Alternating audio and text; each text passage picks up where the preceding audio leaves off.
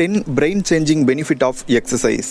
Exercise பண்ணணும்னு சொன்னாலே நம்மளோட மைண்டுக்கு மசில் பில்டப் பண்ணுறது, ஃபேட் பர்ன் பண்ணுறது, இல்லை நம்ம பாடியை ஒரு நல்ல ஷேப்புக்கு கொண்டு வரதான் எக்ஸசைஸோட பெனிஃபிட்னு நம்ம நினச்சிக்கிட்டு இருப்போம். ஆனால் எக்ஸசைஸ் பண்ணுறது அப்படின்றது நம்ம ஹார்மோனை பேலன்ஸ்டாக வைக்கிறதுக்கும், நர்வஸ் சிஸ்டத்துக்கும், பாடி கெமிஸ்ட்ரியை மெயின்டைன் பண்ணுறதுக்கும், எஸ்பெஷலி நம்ம மூளைக்கும் பல பெனிஃபிட்ஸை கொடுக்கறதா சொல்கிறாங்க. இதனால தான் கன்சிஸ்டன்ட் எக்ஸசைஸ் அப்படின்றது நம்மளோட ஆல் ஏரியாஸ் ஆஃப் லைஃபையும் இம்ப்ரூவ் பண்ணுறதா இருக்குது. இதுவரை நீங்கள் எக்ஸசைஸை ட்ரை பண்ணலனா இனி பண்ண ஆரம்பிக்கும் போது நாங்க சொல்ல போற எல்லா பெனிஃபிட்ஸையும் ஈஸியா அடைய முடியும். Number 1, exercise can help you learn better and faster. Exercise பண்றதன் மூலமா ஒரு விஷயத்தை இன்னும் பெட்டர் அண்ட் ஃபாஸ்டரா லேர்ன் பண்ணிக்கலாம்ன்றதை தான் நம்ம முதல் பெனிஃபிட்டா பார்க்க போறோம். லாக்டவுன் எல்லாம் முடிஞ்சதுக்கு அப்புறம் ஸ்கூல் அண்ட் காலேஜுக்கு போற எல்லா பேரும் பழைய மாதிரி படிக்கிறத மறந்துறதுனால ஸ்டாஃப் சொல்லி கொடுக்கக்கூடிய லெசன்ஸை கான்சென்ட்ரேட் பண்ணி ஃபோக்கஸ்டாகவும் ஃபாஸ்டாகவும் கத்துக்க முடியறது இல்ல. இதை சரி பண்ணணும் அப்படின்னா மூளைக்கு எக்ஸசைஸ் தேவைன்னு நம்ம நினைப்போம். ஆனா மூளைக்கு கொடுக்கறதுக்கு முன்னாடி பிசிக்கலா நம்ம எக்ஸசைஸ் பண்ணாலே ஒரு விஷயத்தை பெட்டர் அண்ட் ஃபாஸ்டரா லேர்ன் பண்ணிக்கலாம்னு சொல்றாங்க. இதை ப்ரூவ் பண்ற விதமா பல இடத்துல ஸ்டூடெண்ட்டை வச்சு ரிசர்ச் பண்ணதுல ஹை ஃபிட்னஸ் ஸ்கோரோட இருக்கக்கூடிய ஸ்டூடெண்ட்ஸோட அகாடமிக்கல் டெஸ்ட் ஸ்கோரும் ஹையரா இருக்குதுன்னு ப்ரூவ் பண்ணியிருக்காங்க. இது எதனாலனா பிசிக்கலி ஆக்டிவா இருக்கும்போது அது பாசிட்டிவ் இன்ஃப்ளூயன்ஸை இம்ப்ளிமெண்ட் பண்ணுது. லைக் கான்சன்ட்ரேஷன் அண்ட் ஃபோக்கஸ் பண்ணவும், லேர்னிங் எபிலிட்டியை பூஸ்டப் பண்ணவும் செய்யுது. இப்படி லேர்னிங் எபிலிட்டியை பூஸ்டப் பண்ணணும்னா பிரெயின் டெரைவ்டு நியூட்ரோபிக் ஃபேக்டர் BNDF-க்கு நம்ம தேங்க்ஸ் சொல்லி ஆகணும். நம்ம எக்ஸசைஸ் பண்ணும்போது நியூ செல்ஸ் கிரியேட் ஆகிறதா சொல்றாங்க. இந்த நியூ செல்ஸ் மூலமா தான் நம்ம ஒரு விஷயத்தை சீக்கிரமாகவும் அதே நேரம் நல்லாவும் லேர்ன் பண்ணிக்க முடியுதுன்னு சொல்றாங்க. இப்படி ரெகுலர் எக்ஸசைஸ் பண்றது நம்ம மூளையில புரோட்டீனை நேரடியாக ப்ரொடக்ஷன் பண்ண இன்க்ரீஸ் பண்ணுது. இந்த புரோட்டீன்ஸ் ப்ரொடக்ஷன் நடந்தாதான் நம்ம மூளையில் இருக்கக்கூடிய நியூரான்ஸுக்கு இடையில இருக்கக்கூடிய கனெக்ஷன்ஸ் ப்ரொமோட் ஆகிறதாகவும் ஒன்னே இன்னோட கம்யூனிகேட் பண்றதுக்கு சிக்னல்ஸை சென்ட் பண்ண அலோவ் பண்றதாகவும் அமையுது. இதுல முக்கியமானது ஒன்று என்னன்னா, ஆல்ரெடி நான் சொன்ன லேர்னிங் எபிலிட்டிக்கு தேவையான பிரெயின் டெரைவ்டு நியூட்ரோபிக் ஃபேக்டர் அப்படின்றதும் ஒரு புரோட்டீன் தான். இப்படி எக்ஸசைஸ் பண்ணவங்க 20 வொக்காபுலரியை ஃபாஸ்டரா கத்துக்கிறாங்கன்னு ப்ரூவ் பண்ணியிருக்காங்க. ஸோ நான் மேத்ஸ்ல வீக்கா இருக்கேன், இல்ல ஒரு சப்ஜெக்ட் மட்டும் நான் என்ன படிச்சாலும் மெமரைஸ் ஆகவே மாட்டுது, இதனால லேர்னிங் எபிலிட்டியை இம்ப்ரூவ் பண்ணணும்னு நீங்க யோசிச்சா நெக்ஸ்ட் 1 வீக் எக்ஸசைஸ் பண்றதை வழக்கமா வச்சுட்டு டஃப் சப்ஜெக்ட் படிச்சு பாருங்க. இந்த பெனிஃபிட்ஸ்ல சொன்ன மாதிரி உங்களால பெட்டர் அண்ட் ஃபாஸ்டரா எந்த ஒரு விஷயத்தையும் லேர்ன் பண்ணிக்க முடியும். அடுத்து நம்பர் 2, இம்ப்ரூவ் எமோஷனல் ரெகுலேஷன். இந்த செகண்ட் பாயிண்ட்ல நம்மளுக்கு ஏற்படக்கூடிய எமோஷன்ஸை எப்படி ரெகுலேட் பண்றது அப்படின்றத பார்க்கலாம். நமக்கு காமனா அடிக்கடி ஏற்படக்கூடிய எமோஷன் தான் இந்த ஆங்கிரி, சேட்னஸ் அண்ட் ஹங்கர். அப்போ இந்த எமோஷன்ல நம்ம விழுந்துராம இருக்க, அதை ஓவர் கம் பண்ணி வர்றதும் ஒரு விதமான ஸ்கில் தானே. இதை 2019 வருஷம் 8 மாசம் முழுசா மைண்ட் பாடி எக்ஸசைஸ் இன்வென்ஷன் பண்ணதுல, அதாவது jogging and mindfulness based yoga பண்ணதுல இது எமோஷனல் ரெகுலேஷன்ஸை இம்ப்ளிசிட் பண்ணியிருக்கிறதா சொல்றாங்க. இந்த 8 வார ஸ்டடியோட முடிவில் mind body exercise intervention implicit emotional regulation எபிலிட்டியை இம்ப்ரூவ் பண்ணியிருக்கிறதா சொல்றாங்க. ஆல்சோ இந்த ஸ்டடி இம்ப்ளிசிட் எமோஷன்ஸை கிரேட்டர் இம்ப்ரூவ் பண்ணணும்னு ப்ரெடிக்ட் பண்ணியிருக்காங்க. ஸோ நீங்க எமோஷன் ரெகுலேஷன்ஸை இம்ப்ரூவ் பண்ணணும்னு நினைச்சா எக்ஸசைஸ் பண்ணுங்க. குறிப்பா ஏரோபிக் எக்ஸசைஸ் ரொம்பவே ஹெல்ப் பண்ணும்.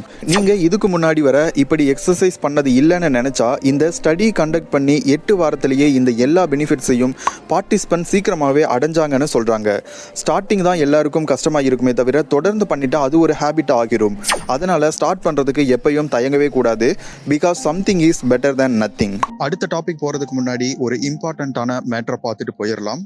எக்ஸல் இன்னைக்கு எல்லா ஜாப்ஸ்லையும் யூஸ் பண்ணுறாங்க. சொல்ல போனால் எக்ஸல் இல்லாமல் இன்னைக்கு எந்த ஜாப்ஸுமே இல்லை. ஆன்லைனில் பார்ட் டைம் ஜாப்ஸ் எல்லாமே எக்ஸலை ப்ரைமரியாக பண்ணுறாங்க. இவ்வளோ இம்பார்ட்டண்ட்டான ஸ்கில்லை நம்ம கற்றுக்க நிறைய பிளாட்ஃபார்ம்ஸ் இருக்குது.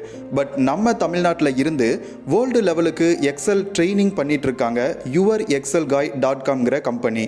இவங்களோட எக்ஸல் கோர்ஸ் அனிமேஷனில் பண்ணியிருக்காங்க. ஸோ நமக்கு ஈஸியாக புரியும். பெஸ்ட் பார்ட் என்னன்னா, இந்த கோர்ஸோட ப்ரைஸ் ஜஸ்ட் 49 தான். கோர்ஸ் முடிச்சிட்டிங்க அப்படின்னா வேர்ல்டு லெவல் ரெகக்னைஸ் பண்ணக்கூடிய சர்டிஃபிகேட்டும் கிடைக்கும். லிங்க் டிஸ்கிரிப்ஷனில் இருக்குது. ஸோ சீக்கிரமாக போய் பர்ச்சேஸ் பண்ணிக்கோங்க. இன்னைக்கு வாங்க வீடியோக்குள்ளே போகலாம். அடுத்து number 3, exercise affects your memory. University of British கொலம்பியாவில் இருக்கக்கூடிய ரிசர்ச்சர்ஸ் ஒரு ஸ்டடி பண்ணதில் ஏரோபிக் எக்ஸசைஸ் பண்ணும்போது அது ஹார்ட் ரேட்ஸ் அண்டு ஸ்வெட்டிங்கை அதிகரிக்கிறதா சொல்கிறாங்க. அதாவது இதுக்கெல்லாம் காரணமாக இருக்கக்கூடிய ஹிப்போ கேம்பஸை பூஸ்ட் பண்ணதுன்னு சொல்கிறாங்க. இந்த ஹிப்போ கேம்பஸ் அப்படின்றது வெர்பல் மெமரி அண்ட் லேர்னிங்கில் இன்வால்வ் ஆகக்கூடிய மூளையோட ஒரு போர்ஷன். இது நல்லா வேலை செய்யும் போது மூளை நமக்கு தேவைப்படக்கூடிய விஷயங்களை மெமரைஸ் அண்ட் லேர்னிங் பண்ணுறதுல நமக்கு ஹெல்ப் பண்ணுதுன்னு சொல்கிறாங்க. அதே நேரம் சப்போஸ் இதில் எனி கைண்ட் ஆஃப் டிஸ்ஃபங்க்ஷன் நடந்துச்சு அப்படின்னா அல்சைமரும் அதோட தொடர்புடைய நோயும் நமக்கு ஏற்படலாம்னு சொல்கிறாங்க.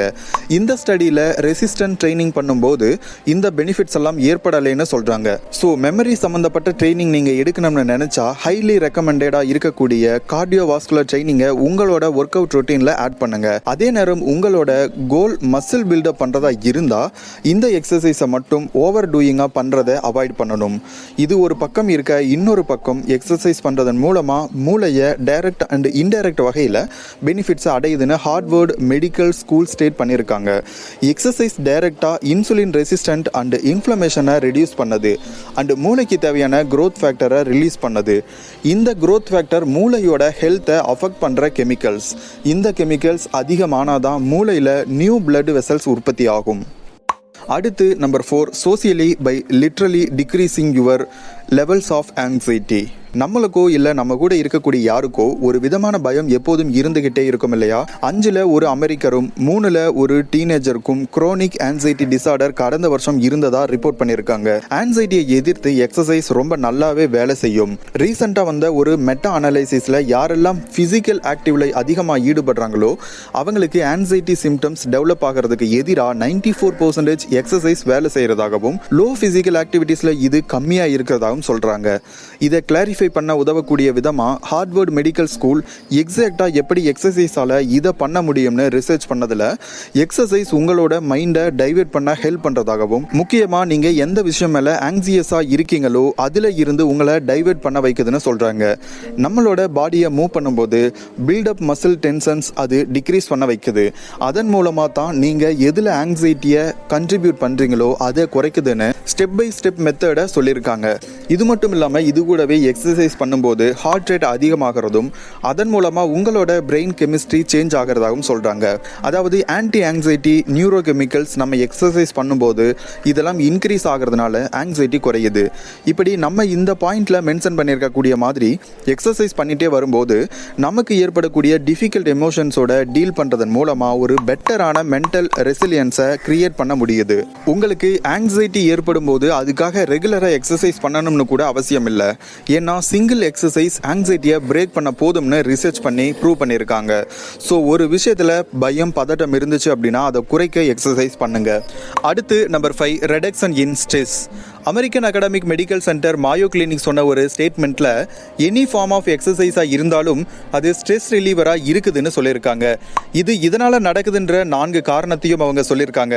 ஃபஸ்ட்டு ரீசன் என்னென்னா, எக்ஸசைஸ் பண்ணுறதன் மூலமாக மூளையில் இருக்கக்கூடிய பிரெயின் கெமிக்கலான என்டார்ஃபினை இன்க்ரீஸ் பண்ணுறதுனால உங்களால் இன்னும் குட்டாக ஃபீல் பண்ண முடியும். இப்படி நல்லா ஃபீல் பண்ண என்ன எக்ஸசைஸ்னாலும் பண்ணலாம். குறிப்பாக aerobic activities like cardio or high intensity interval training பண்ணலாம்.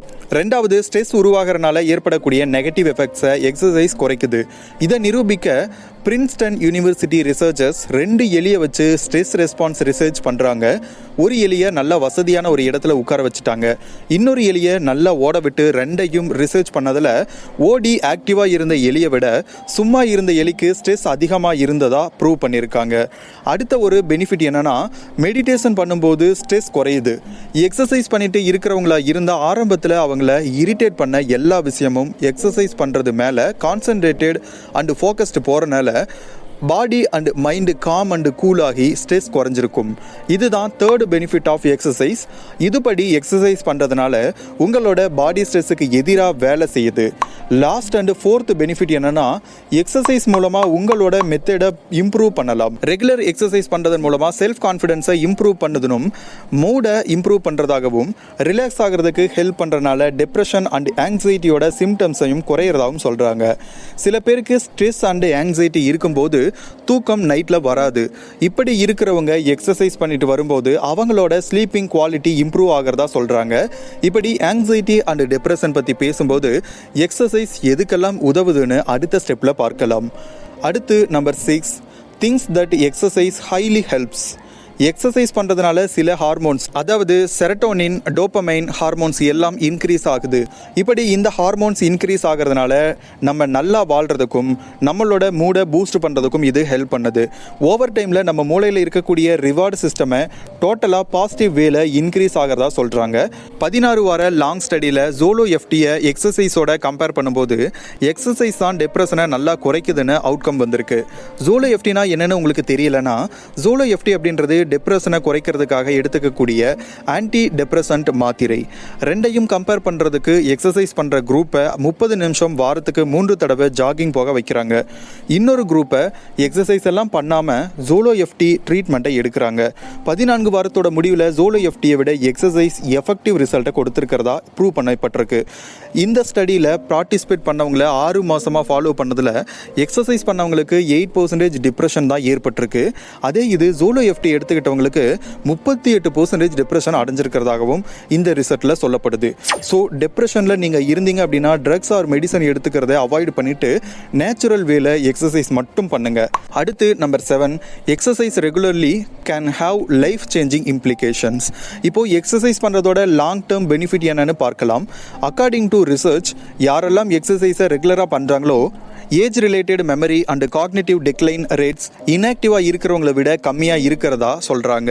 காக்னிட்டிவ் இம்பேர்மெண்ட்டை டெவலப் பண்ணுறதுல ஆக்டிவாக இருக்கிறவங்களை விட லீஸ்ட் ஆக்டிவாக இருக்கிறவங்க அதிகமாக கிரியேட் பண்ணுறாங்கன்னு சொல்கிறாங்க. ரெசிஸ்டன்ஸ் ட்ரைனிங் எக்ஸசைஸ் பண்ணுறதுனால வயசாகும்போது வரக்கூடிய மெமரி ரிலேட்டட் ப்ராப்ளம்ஸை ப்ரியராக யங் ஏஜில் இருக்கும்போது குறைக்கலாம் அப்படின்றதுக்கான எவிடன்ஸ் இருக்குது. இதை பண்ணலைன்னா அல்சீமியர் டிசீஸ் டெவலப்மெண்ட் ஆகிறதுக்கு நிறைய சான்சஸ் இருக்குது. இது சம்மந்தப்பட்ட இன்னொரு ஸ்டடியில் 65 வயசில் இருக்கிறவங்க வாரத்துக்கு 3 to 4 டைம்ஸ் எக்ஸசைஸ் பண்ணும்போது டிமென்ஷியாக்கான லோவர் சான்சஸ் தான் இருக்குதுன்னு சொல்கிறாங்க. இப்போ நீங்கள் யங் ஏஜில் இருந்தால் அல்சீமர் டிசீஸ் பற்றியெல்லாம் கவலைப்பட தேவையில்லை. ஆனால் வயசாகிறப்போ இதெல்லாம் வரக்கூடாதுன்னு நினச்சா எக்ஸசைஸை ஸ்டார்ட் பண்ணுறதை இன்னையில் இருந்தே செய்யலாம். உங்களோட மைண்டில் இன்னொரு விஷயத்தையும் ஞாபகம் வச்சுக்கோங்க, prevention is better then cure. Youth ஏஜஸ்லையும் மிட் ஏஜஸ்லையும் ஆக்டிவாக இருக்கிறத செஞ்சுக்கிட்டே வந்தால் உங்களோட உடம்புல இருக்கக்கூடிய எல்லா டிஷ்யூயும் இன்க்ளூடிங் உங்களோட மூளையையும் பெட்டர் ஷேப்பில் வச்சுக்க முடியும். ஏன்னா இதோட பெனிஃபிட் இப்போ மட்டும் உங்களுக்கு ஹெல்ப் பண்ணாது, ஆல்சோ ஓல்டர் ஏஜ்லையும் உங்களுக்கு எக்ஸசைஸோட பெனிஃபிட் கிடைச்சிக்கிட்டே இருக்கும். அடுத்து number 8, you feel that actually stem from your brain is improved energy levels. Actually நம்ம எப்போல்லாம் சோர்வாய் உணர்றோமோ அப்போல்லாம் எக்ஸசைஸ் கண்டிப்பாக பண்ணணும். நீங்கள் ஃபிசிக்கலி இன்ஆக்டிவ் அண்டு ஃபேட்டிக்காக இருந்தால் ஆக்டிவாக இருக்கிறது உங்களுக்கு ரொம்ப ஹெல்ப் பண்ணும்.